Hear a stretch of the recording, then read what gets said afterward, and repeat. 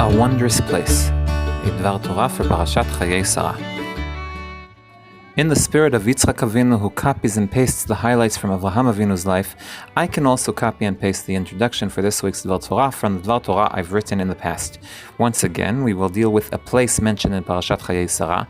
Once again, the place chosen will not be Hebron, and once again, we will focus on a water source. The only difference this year will be which water source we will be dealing with.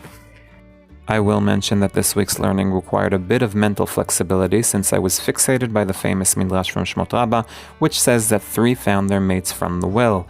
Yitzchak, Yaakov, and Moshe, shlosha matz'u et zivugan min ha'be'er. And so many shiurim I've heard have focused on the symbolism of the well in these matchmaking stories that for me that became the pshat. This year is the first time I've managed to break away from this notion and remind myself that symbolism is interesting and important, but it isn't pshat.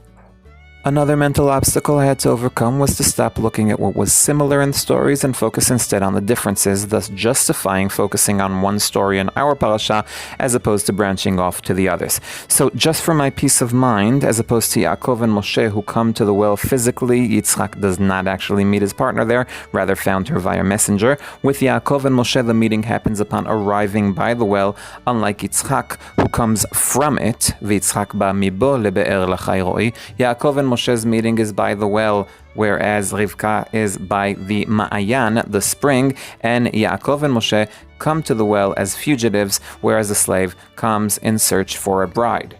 And now that I've gotten that off my chest, I'm finally free to ask why. What sends Abraham's slave looking for a wife for Yitzchak, specifically by the spring? We should probably divide the commentators into two groups, those who thought our question was important and those who treated it casually. And although I diverge from the way of Rivka, who answered the first question first and the last one last, I will start with the second group. Our veteran commentator is Rasag, who gives high praises to Rivka's family. The reason, according to Rasag, that the Torah shares the fact that Rivka comes to the spring emphasizes the sense of security and freedom that prevails in her family's environment, where a young unmarried girl can go out to the spring for water without fear of being harmed or molested.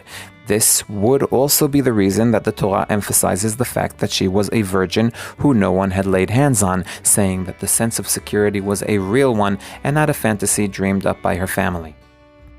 Rashi doesn't seem to give special meaning to the choice to meet by the water either. He does, however, note that it provides added value once it did occur there. According to Rashi, the reason the slave chooses to run towards Rivka as opposed to any other girl is because the spring chose to flow upwards towards her bucket, thus setting her aside from the rest. In other words, the water in the encounter played an important role in Rivka's choice, but there was no conscious intention by the slave here, rather good improvising skills.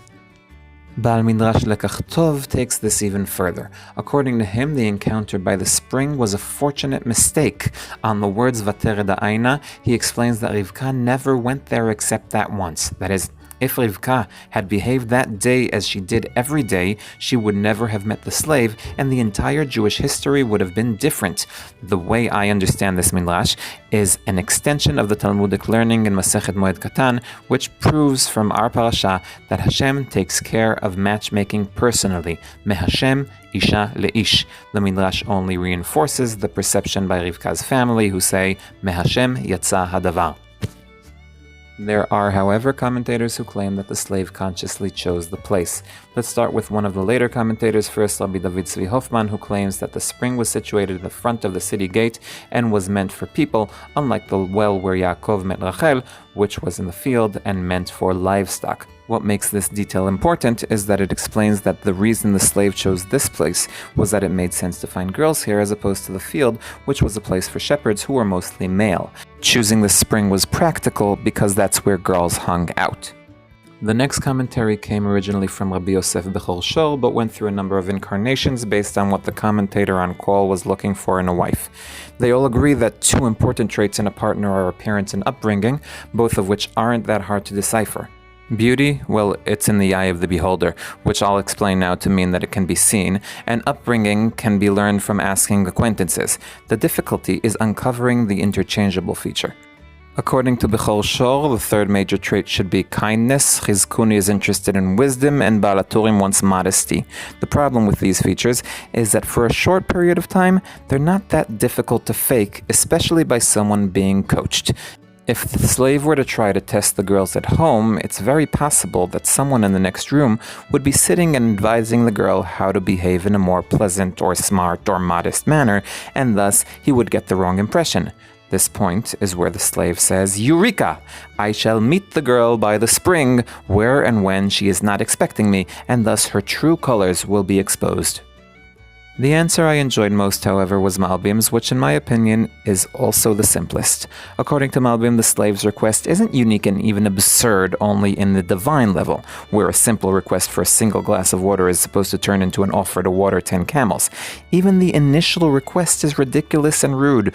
When the slave who is standing right next to the spring requests that Rivka give him something to drink, the proper response should have been to look for a way to drown the cheeky slave. Well, that's not exactly how Malbim puts it, but he does say that if Rivka was a normal girl, she would have answered with the obvious answer, "You're standing by the spring, for crying out loud. Feel free to bend down and drink for yourself." If you think about it, Rivka lost the perfect opportunity to be the first to come up with the phrase, "Go jump in a lake." Even though maybe it's a good thing she didn't, because I'm not sure that "go jump in a spring" has the same ring to it. Therefore, the location, the spring, is a very significant part of the slave's request, because the fact that she does not ignore him with contempt proves that she deserves to join Avraham's family. So I was able to relate to the story of the slave and Rivka without comparing it to Yaakov and Moshe, and without comparing fertility to water even once, which only proves that when you try, you can get to wonderful places. If you enjoyed this video, please share it and subscribe to the channel. I am Dovi Holtz, one who loves Tanakh.